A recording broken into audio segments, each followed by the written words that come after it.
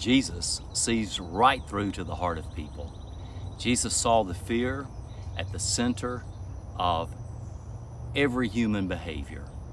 He sees the fear of failure that keeps you and me from attempting great and risky things sometimes, that causes us to become so wrapped up instead in trivial pursuits which define us so much in our contemporary lives.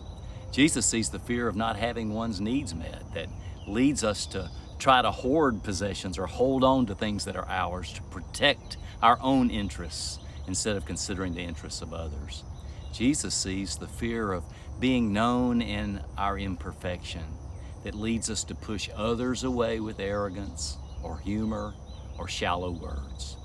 With the eyes of the Creator, Jesus sees our trembling souls. He sees every one of us just as we are, and He longs to help us live beyond the fears that bind us.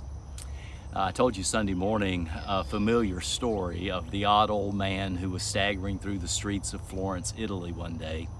He was dragging this big, rough-hewn slab of rock, a big boulder, and passers-by gaped and laughed at the folly of this old crank until one of them finally pushed his way forward and demanded to know, "What in the world? What are you doing?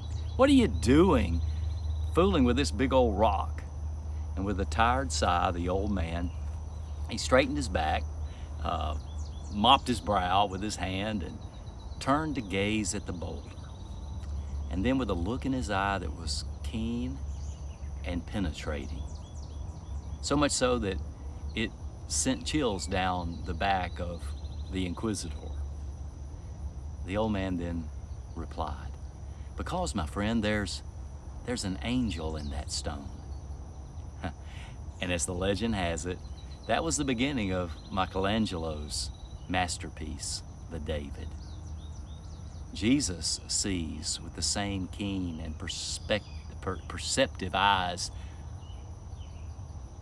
when He looks at us. He has more than a passing interest in you and me. He realizes that we are unfinished creations who need help.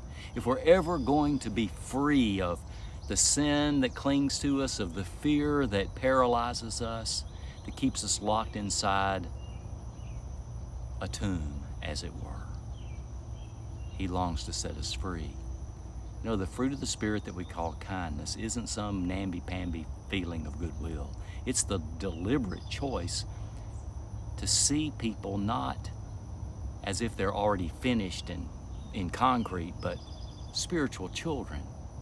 In fact, the word for children, the German word, Kinder, it has the same root as kindness.